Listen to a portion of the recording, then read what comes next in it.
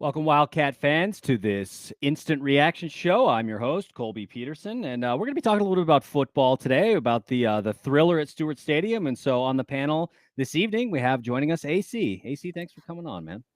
Yeah, we're going to talk a little bit of football, and then afterwards, maybe we can talk about this gnarly tan line I got going on. You can tell AC was up at the game today. Observing protocols, wearing his mask, and that's obvious. But yeah, like you said, we had a game. We had ourselves a football game at Stewart Stadium today, and so we're going to talk a little bit about that. We're going to follow our normal program where we talk about turnovers, takeaways, get your initial thoughts, and then give ourselves talk about MVP. But before we get into all of that, want to shout out our sponsor, which is Wildcat Rack. If you're looking for licensed Weber State apparel made right here in Weber County, wildcatrack.com is your place. It's a great spot to go and find some of the best stuff out there. Unique designs produced right in Weber County, like we noted. And of course, those folks, they're local, so they love the purple and white just as much as you do. So check out wildcatrack.com. You can find them on Facebook and Instagram, or just go to their website and make an order today. Good folks, and always strong supporters of Weber State Weekly. So now, AC, let's talk a little bit about how this game went up at Stewart Stadium today. We noted in a piece that we had published on KSLSports.com that our team had written. Shout out to Joe Traub for doing that. Joe did a great job there. Noted that this was that we always have kind of a little bit of a struggle with the NAU Lumberjacks. Jay Hill had lost 4 of 5 to those folks. Just always some sort of weird thing happened, and today, in 2019, that felt like maybe we had exercised those demons with an emphatic win, but they returned today. So give me your initial thoughts, AC. Kind of how did you see this one, and tell me how you felt. Oh, man, how did I feel? Ooh, I'll tell you what. I've been to a lot of football games. I've been to a lot of football games at a lot of different levels, and I'm going to be real. I don't know if I've ever seen live and in person an ending that good. That might be the single best ending to a football game I've ever seen live. And with all the implications surrounding this team, surrounding this season, this spring season, that might be the single best ending I've ever seen. And I'll tell you what, it was close. Something about NAU, man. NAU and bye weeks. It was the double bugaboo this week. Yeah. I'll tell you what, Weber State, they end up getting that dub, and I mean, just huge result. Maybe not the process that people would like to see to get that result, but just a gigantic, massive result for this Weber State team. Yeah, definitely, like you said, really quite a finish. I felt going in with a Hail Mary, 2 seconds left in the game, on the arm of a quarterback who had really struggled all day, had not had a great outing. I didn't have a lot of hope, especially after the Lumberjacks scored that touchdown with 17 seconds to go. It was just like, man, and they go up 1, and it was just like, geez, yeah, Chris Hammond, you got it, man. Bye weeks, they are just something else, especially in Ogden. We've talked about that on our shows, that the Wildcats have struggled, and we've had a lot of bye weeks. So hopefully, now that we've got the train rolling a little bit, we get to face the SUU Thunderbirds for the Beehive Bowl next weekend down in Cedar City. Maybe we can kind of get ourselves a rhythm. But hey, Chris Hammond put money down on Pauly today. Can we disable his comments? Chris doesn't get to talk anymore. Oh man, he did do that. And wow, what was it, 62-10 up there? Oh my goodness. That was the thing. But yeah, man, like I said, quite a stunner of a finish. When that ball goes up in the air, it's just like, okay, anything can happen here. And Justin Malone comes down with the ball and gets the touchdown, and the Wildcats win. Just stadium just erupted. I mean, it was quite a moment when it happened. But let's talk a little bit more about the game. Let's talk about before that Hail Mary. Let's talk about kind of how this game went, AC. They started out really good. Those first 2 series, went up to 14-0 real quick. And so it felt like maybe they were rolling and that they had found something. Kind of how were you feeling at that point in the game?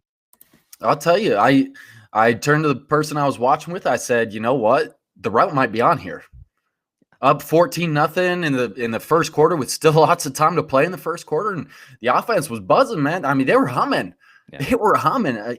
There was that long pass to Rashid down the sideline. They get the other touchdown. They were looking good, man. I was talking to someone before the game, And we were talking about how we want to see a little bit of pace from this offense because that's what changed the game against UC Davis. And I mean, they were looking good. And Randall Johnson comes out and he kind of adds another dynamic to this offense where you can run it. You can run a spread option attack and the read option. And so he added kind of a new wrinkle to things. They were looking really good in first quarter, man. And then things kind of just changed. The offense went a little stagnant, but I'll tell you what, in that first quarter, we saw that this offense has the explosive capabilities, even with a different quarterback. So the explosive potential is there. We know it's there. You just got to see it consistently throughout the game. Right, because this is Randall Johnson, like we know, got the start today. Apparently, there was an injury to Bronson Barron in practice, and so Randall Johnson getting the nod today. And so this is going to be our first, real kind of look at the transfer quarterback that we had talked so much about in the preseason. And he played the entire game, so we got quite a look today. And 11 for 19 for 133 yards, and I think what we expected. But like you noted, got a lot done on the ground with his legs. Ended up rushing for 70 yards. By himself. And so I think that was an interesting wrinkle that we hadn't seen as much. When Barron runs, he can run, but I felt like he wasn't, Johnson was very smooth in the way that he would run because he just had a way of just kind of getting into that second level and finding a way to get the yards in a way that, Barron hasn't. But the flip side of that is Barron's got a little bit more of an arm, I think, than Johnson does. And so there was kind of a trade-off there, but after that 14-0 lead, it was like, wow, this is looking great. This is what we wanted to see. But like today, AC kind of stalled a little bit there, and then the defense starts to spend a little bit of time out there on the field. And so once we got in that second quarter, how are you feeling? Kind of like what were you seeing, and kind of thinking like, all right, what changed? Well, the second quarter is when I started thinking. I mean, Weber State's got to start getting the ball in Josh Davis' hands. Josh Davis might be the best offensive player on the team. And I think there are a few different players that might potentially have a claim to that. But Josh Davis is right up there, right? He's been a staple for this team since he got to Ogden. And, I mean, dude's just balled out his entire career. And you look at the stats throughout the entire game, and, I mean, he was averaging 8.8 yards a carry. He was looking really good. And so the second quarter, things start going a little bit stagnant in the passing game. It just wasn't clicking through the air. And so I'm starting to think to myself, well, it might be time to get Josh Davis involved. And something else I wanted to see that we didn't see until a little bit later in the game, I think maybe the third quarter, was Dante McMillan. Dante's run, I'm going off the top of my head here, I think he's run for 3 touchdowns through the first 2 games. And we didn't see him until about midway through the third quarter. And that's a pretty good 1-2 punch when you got Josh Davis and Dante McMillan back there. And so I'm thinking to myself, I'm like, all right, we got to start getting Josh Davis involved here in the Wildcat offense, get Dante McMillan a little bit more involved, get him into getting him some playing time. And we didn't see that a whole lot through the second quarter, right? And NAU started making a little bit of a comeback in the second quarter. And I start getting a little nervous for the Wildcats there. Things weren't looking great. So something definitely changed. I'm not exactly sure what it was, but the offense definitely was not looking as good in the second as it was in the first quarter. Yeah. NAU's got their own, version of Josh Davis over there, and Drayson Hall. Drayson Hall really had a lot of these quick stabs. He was good at getting that 5 yards, and maybe a little bit extra. Had a good game. Yeah, once he kind of got a little bit comfortable, I felt, in that second quarter and beyond, Drayson Hall really, started to put together a nice game and gave the Wildcat defense a lot of fits. So ended up going into the half up 14-10, surrendered 10 unanswered to the Lumberjacks, and it was but there were some bright spots, I think, when it came to the turnover game. I think we went into the half with probably two picks. Was that how it went, AC? I'm trying to remember. It was at least 2. There were at least 2. I can't remember when Preston Smith got his second pick, but there were at least 2 picks prior to the half. Oh, you know what? Preston, he got that 1 interception right at the end of the half, right? And that was his second interception. Is that right? I don't know. Anyway, there were at least 2 turnovers. Yeah. Yep. Desmond Williams ended up getting the first, and then, like you said, Preston Smith later ends up getting something. Let me just check the play-by-play here because, like you said, I can't remember exactly. But, yeah, so going to the half, Up 14-10, a little bit nervous about how the offense is kind of sputtering. The defense is struggling to, keep guys in front of them and, keep the yardage down. And then, man, oh man, what do we get on that first kickoff? We get what we've been waiting for weeks. Tell them, AC. I mean, I didn't see any laundry on the field. I'll tell you that. I'll tell you that much right now. We saw Shaheed take it to the house. He cribbed that thing. It was the fake reverse and a little play action for you to, I think it was Josh Davis that was running around the other side there. Rashid made one cut, outran the kicker, and I mean, he was gone. I mean, the guy's greased lightning. He's so fast, and once he sees a hole, I mean, everything just opens up. But the biggest thing, no flags on this one. Nothing was coming back.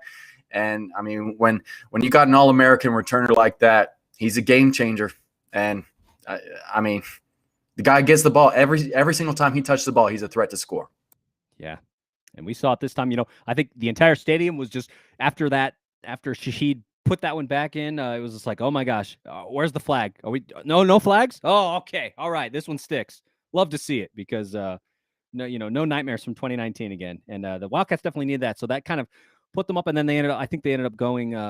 So then they ended up going up 22. I think there was they went for 2 on that one, and then it was like, okay, cool, all right, let's do this, man. And so now we're rolling. But then, oh man, the Jacks are just too good to go away, and they end up starting to get the game going for themselves. And man, I think this is where we started to kind of start to watch things go. So they end up scoring 6, in the third, and then they push into the fourth quarter. Now, in the fourth quarter, Wildcat offense is really struggling, not getting a lot going, and it's getting late. And then finally start to put together a good drive, a lot of runs, and chew up something like 8 minutes off of the clock on this drive. Get down to the 6-yard line, then disaster strikes. Fortunately, turnover by Daniel Wright Jr., fumbled the ball. Everybody in the stadium, and myself included, felt that he was down before the ball came out. The referees didn't agree. End up giving the ball back to NAU, and then they put together a really decent drive that ends in a touchdown with 17 seconds to go. AC, how were you feeling at that point where it was like, oh my gosh, what just happened? I was thinking that Weber State shouldn't be in that position. I don't. Especially when we go on the air and we're on podcasts and video and everything. I don't like blaming officials. That very clearly seemed like it was not a fumble when Daniel Wright dropped the ball, right? He did end up dropping the ball, and that's what it all boils down to. If he holds on to the ball, then guess what? I mean, we're not in that – Weber State's not in that position. But he did drop the ball, and the review didn't, in my opinion, it was the incorrect outcome. And so if Weber State's got the ball, they're on the 6-yard line going in, I like their chances to score. I do. Even if it's just a field goal. Guess what? The whole outcome of the game looks completely different. But, I mean, in my opinion, the officials kind of screwed that one up. Northern Arizona, to their credit, used it. That drive was impressive. I'll tell you what, that was an impressive 4-minute drive. That's the kind of drive that'll frequently win you a ball game, and it almost won the Jacks a ball game. And I turned to the guy I'm watching the game with there, and I was like, Weber State's going to lose this one. I mean, it's over. I said those words. Weber State's going to lose this one. It's over. And then so they score that touchdown. There's the unsportsmanlike conduct, penalty there at the end. There were so many different ways you can look at that. Do you want to enforce the 15 yards on the extra point? Do you want to enforce the 15 yards on the kickoff? There's so many different wrinkles to that. And Jay Hill ended up choosing to enforce it on the extra point, and it didn't matter because NAU's kicker is just all world, all everything. I mean, that kid's a stud. He's a stud. I'll tell you what. And so there's so many different ways to look at that. And I mean, with the way that everything panned out there, that was just it was a crazy way. The final 17 seconds were looking – it was just looking a little tough there for the Wildcats. Yeah. And so a couple of penalties there end up putting the Wildcats close to the 50. And then that's where the kind of the game lies, right? We got about 17 seconds to go. Not looking great. Couple of broken pass plays, that end up in, throwing the ball away or getting sacked. And it's like, okay, down to 2 seconds. This is what we got. And like we talked about previously in this broadcast, we go Hail Mary. And credit to Randall Johnson and getting that ball not just down the field, about, 55 yards, 60 yards down the field, but also up in a position where his guy can go up and get it. And man, oh man, Justin Malone is there. Talk about that, AC. I think you were close to that play. I was sitting in the stands, but I think you were close by. Hey, that ain't no Hail Mary. That's a Hail Malone. Justin Malone with a big time catch. I'll tell you what, though, one big takeaway from me from Randall Johnson was the fact that he made that throw. So the line of scrimmage is at the 50-yard line. He's got to be behind the line of scrimmage. So I'm guessing here. I don't know. I'm guessing he's probably around the other 47-yard line, which means 53 yards to the goal line. That ball got 6 or 7 yards into the end zone. Mm-hmm. And he threw that ball high. He threw that way up in the air. So Randall Johnson has an arm. He's got a cannon of an arm. I'll tell you what. And that ball was just like, I'm telling you, that was just floating in the air. And it's like one of those Hollywood moments where everyone's just like sitting there watching the ball. Yep. And it's going slow motion and they're playing some dramatic music, something. And finally, you just see this herd of humanity down there in the end zone. And you see big number 88 come down with that thing. I'll tell you what. That thing, I mean, that Hail Mary was just Hail Malone. Excuse me, Hail Malone. It was perfect. Weber State had 3-4 guys down there. T-Mac was down there. Rashid Shaheed was down behind the play, and so the way that it drew up, the way that it panned out, the execution and everything, that was perfect. And I'll tell you what, that's one of the all-time moments in Weber State history. Because of the implications of this. If Weber State loses this game today, the entire trajectory of the season, the entire way that people look at this program changes. That one play saved a whole lot of aspirations. It saved a whole lot of hopes. It saved this entire spring season. So that one play, it shouldn't have come down to that one play, in my opinion. But that one play saved everything. Yeah. We noticed here in the comments, I think it was Tom Lakey noted that, a couple of red zone, Randall Johnson had previously thrown a pick at the goal line across the middle. And that was also costly because, once again, Wildcats were in the red zone, ready to score, and, a takeaway, which is very much the game that we had been playing in the first half, taking away the ball from NAU when, they were on our side of the field. And so kind of flipped it on us. But all that gets erased from a fantastic play from Randall Johnson, and Justin Malone comes down with 6, and Wildcats win. Stadium erupts. I couldn't believe it. I thought we were losing, man. I was like, I don't know how this is going to look. I don't know how it's going to look. And then, my goodness, everyone just explodes, and they say touchdown. I was like, oh, my gosh. I can't believe we just won. It was nuts, bro. Okay, first off, get this Kyler Murray stuff off my comments. What is this? Get that off my screen. I don't want to see this. Okay, that's the first thing there. Second, I'll tell you what, that play, that was just season changer. Serious. I'm serious. Just complete season changer from every perspective. And those couple plays, I think it was third down, was that Hail Malone play.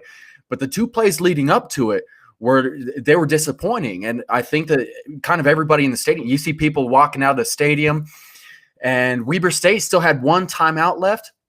They weren't able to get off a good play because I'm sitting there, I'm trying to calculate a way the Wildcats can get in the field goal range. I'm like, all right, you get a 15, 20-yard pass over the middle, call your timeout with 8 seconds left, and all of a sudden, you got a shot at a field goal here. Yeah. But I think there was a near sack where Randall Johnson was able to – They're just trolling that. Randall Johnson's able to throw the ball away right at the last second there, and so that kind of saved things. And then there was another play, I think it was to T-Mac on the end, about 8 yards out, where down the sideline, where it was incomplete. So you had 17 seconds, you had a timeout that you could have used. I would have liked to see a little bit more execution, maybe something over the middle, because you still had a timeout. But the 2 plays leading up to the Hail Malone were a little dicey for me. I wasn't a big fan of what happened there, but I'll tell you what, it didn't matter. And nobody's going to remember the 2 plays before the Hail Malone.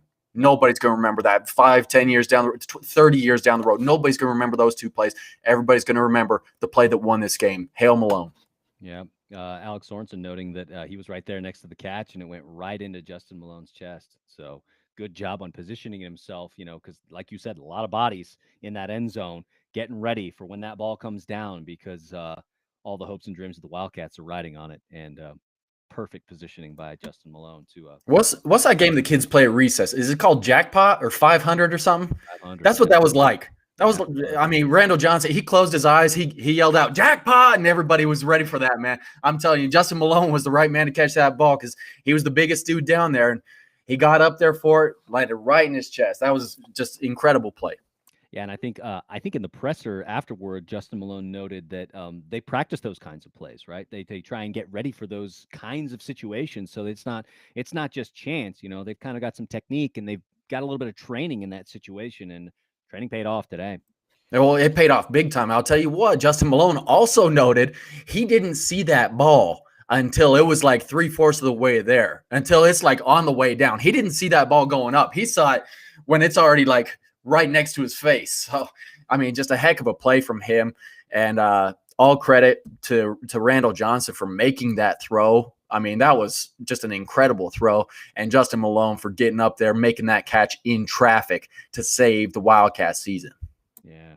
So AC, now let's move on. We've kind of hashed out through the game, taking the Wildcat fans, for those who didn't watch it or weren't there at Stewart Stadium today, kind of hashed it out for them. They kind of have a sense of how the game went. Let's go now to our turnovers and takeaways. I want to start with the turnover. Well, I want to start with the turnovers because it's going to be a little bit. There's going to be a lot to talk about there. So, AC, what's your turnover from this one? There was one clear answer for me, and that would be the turnovers. There were 2 red zone turnovers that cost the Wildcats, you figure, probably at least 6 points. 2 field goals, bare minimum, you would imagine. There was one where Justin Malone's running across the middle of the end zone there, and the ball was thrown a little bit behind, and it was thrown into the NAU defender's arms. And so that one was a tough play because it looked like Justin Malone was open. And had that ball been placed out a little in front of him, it looked like that would have been 6 points right there. So that turnover, but then you also had the, we'll call it a controversial fumble that was lost. And that's tough. At the end of the game, 4:15 left, I think it was 4:14 left in the ball game. When you've got 2nd and goal and you're going in, you're on the 6-yard line going in and you lose the ball. Man, that's tough. And you lose a ball to, again, what, in my opinion, this is my own personal opinion, that wasn't the right call. It wasn't the right call. And from what I saw from people who did see the replays, it just very clearly seemed like it was not the right call. And so, but again, the bottom line is if that ball is held onto, Weber State's not in that situation. Either way, 3 turnovers in a game when your team creates 3 turnovers, you just can't do that. In a game when the defense is creating 3 turnovers, you have to win that turnover margin. Have to win it. And today, Weber State didn't win it. They ended up in a draw for the turnover margin. But turnovers are something this team got to cut back on big time. Yeah. AC, I think for me, the turnover that as I thought back through the game was I think the D-line struggled a little bit today, and they ended up giving up 238 yards of rushing. I think that's very uncharacteristic of us. It's not usually how we do business in Ogden, and so I would expect that Coach Hill will be taking a look at that and helping guys to get kind of back on course because like we noted, Dason Hall had a great game. NAU had a really interesting attack today because not only did they had Drayson Hall was running really, really well, but you also had Keandre Woodtee was running decently, and so it's kind of a mirror of what we were doing on the other side with Randall Johnson and Josh Davis. But the Wildcats did end up, like I said, giving up 238 yards of rushing, and that's not usually what we do. And so I expect that to kind of change a little bit as the weeks go on. But that's my turnover for this one. So let's go to the opposite side now, and let's talk about takeaways. AC, what's yours? I mean, my takeaway is this team's still undefeated. Somehow, some way, this team is still undefeated. They're probably still going to be ranked 3 in the polls. They're still in the running for a seed in the playoffs. They're still in control of their own destiny in the Big Sky. This game was not picture perfect. It wasn't. It just wasn't. I mean, there's a lot for people to gripe about, and I get that. I get it. At the end of the day, this team is still undefeated. They're still exactly where they want to be. Yeah, they definitely are exactly where they want to be. And looks like AC dropped really quickly there. We'll try and get it back on real quick.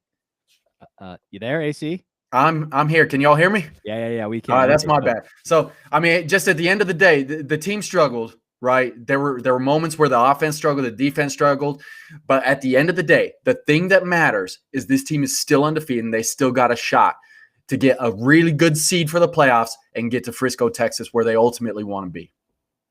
yeah. Couple of comments in here, noting that trick plays were perfectly executed. Tom, like, look at that out.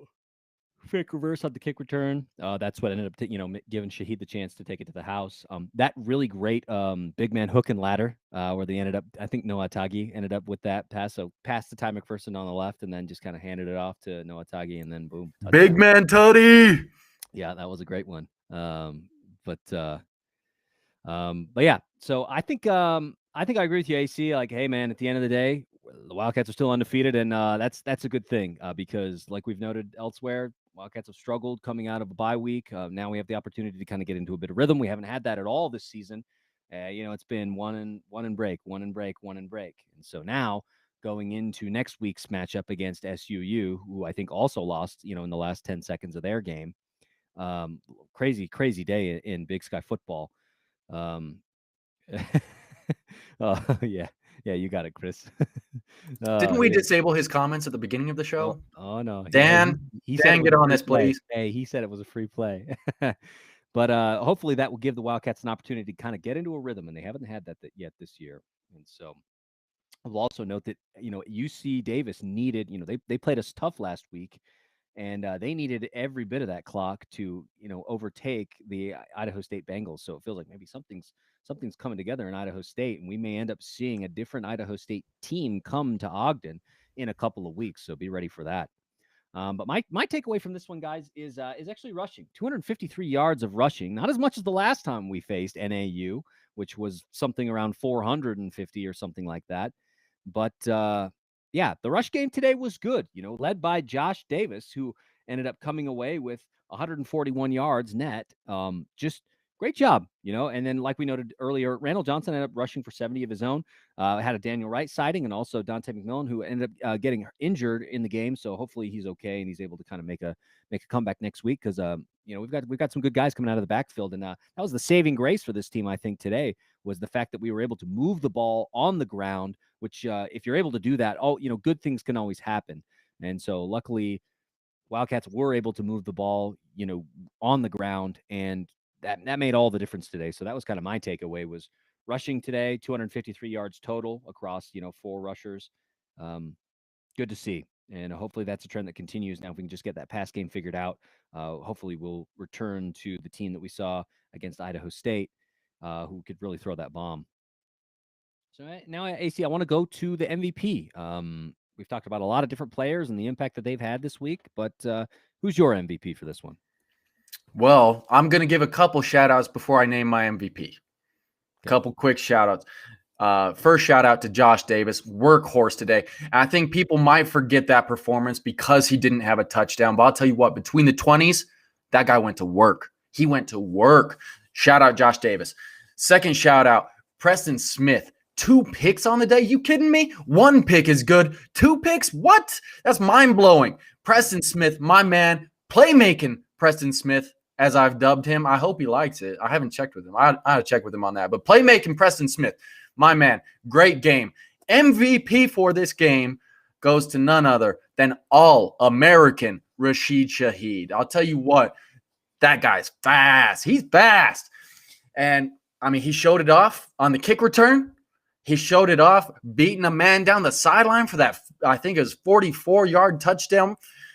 2 touchdowns in a game like this when offense is hard to come by, and you're doing it on special teams too, helping out the offense a little bit. He's my clear MVP for this game. There are a few guys who I thought were deserving honorable mentions, if you will. My game ball, my MVP goes to 22, All-American, Rashid Shaheed. Yeah. Shaheed really had a great impact today. Ended up, scoring 2 touchdowns in the game that, we only scored 4 total. had 50% of those. An outsized impact offensively for Rashid, along with a number of other great plays. So I definitely have to agree with you. Um, so I'm gonna turn to my MVP now, and this was one of your honorable mentions, but I felt that he should be shouted out. That Josh Davis should get the MVP for this one because, like you said, didn't have a touchdown, but did a lot of the work on the ground in a game where there wasn't a lot of offense to go around. 16 carries for 141 yards. Just incredible. Not a touchdown in there, but really doing the work of moving the chains for this Wildcat team, keeping the offense on the field, giving the defense a bit of time to rest, and making all the difference. So my MVP right here, Josh Davis, continues to be a fantastic player for the Wildcats out of the backfield, and hopefully, now with a little bit of rhythm, yeah, and in the week in, week out, we can kind of see him continue to grow. But great performance, like we noted, not the performance that we saw in 2019, but still great performance from Josh Davis today. So shout out to him and the MVP. Also wanted to note that if you aren't aware, Wildcats are Weber State Weekly is a member of the Big Sky Podcast Network, and the podfather of the Big Sky Podcast Network is none other than Chris Hammond, who has noted in the chat that he makes the rules. So Cap. Yeah, but I do want to shout out some of the other Big Sky Podcast Network members. We if you were following along in the chat on Facebook, you noted that the NAU Sports Show commented in there. Shout out to Casey, who's got a good operation down there. If you're interested in kind of any other things that NAU has got going on, it's good to follow him. Noted today that or this weekend that Cameron Shelton, one of their star guards, is transferring out. So what the future holds for the NAU Lumberjacks men's basketball team, we'll find out. But if you want to get the scoop on NAU Lumberjacks and anything going on there, follow Casey's podcast, the NAU Sports Podcast, along with any of the other Big Sky Podcast Network podcasts. A lot of great folks doing just like what we do here at Weber State Weekly, following their team and giving you whatever coverage they can give because we're not pros. We're doing the best we can now with day jobs. So AC, I wanted to take this opportunity then to give you an opportunity to say any final thoughts before we wrap this one and we talk about the upcoming game in Cedar City against the rival SUU Thunderbirds. Oh, you're gonna say their name. I just call them Team Down South. Team Down South. But you know what?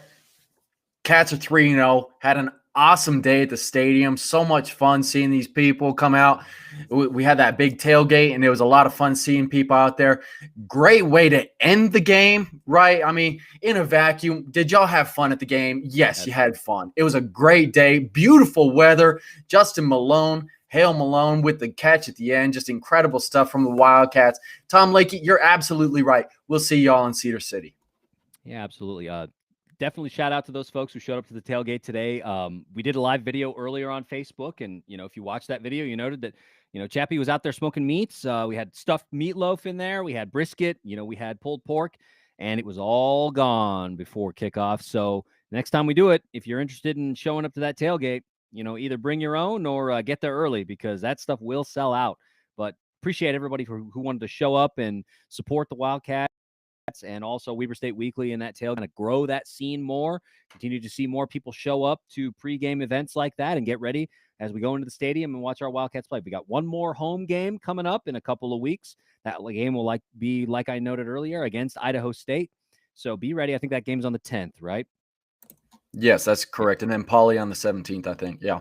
Well, I thought the Poly game was in California. Yes. Yeah. Yep. That's right. Yeah. There'll be one more opportunity for us, everybody to get together for the tailgate, and then we'll kind of see what the playoffs hold if the Wildcats end up making the playoffs this season. So shout out to everybody who showed up to the tailgate. Good to see all your faces. Shout out to we already noted some of our Big Sky Podcast Network members. Make sure to check those guys out. Also noting our sponsor, wildcatrack.com. Go over there and check it out. We should have hoodies dropping in the next week or so. They're at press as we speak, so got a nice hoodie design coming up. Make sure that the hoodie was nice and soft. That was the comments that we got back from the T-shirt that we made, which, by the way, Jeff Millard had taken all the way to Disney World. So Wildcat Rack Design's getting around. Saw a few of them in the stadium today. Appreciate all the support over there. But watch for hoodies next week. Weather's warming up a little bit, but as it always happens in Utah, don't be surprised when we have an April snowstorm because it always happens.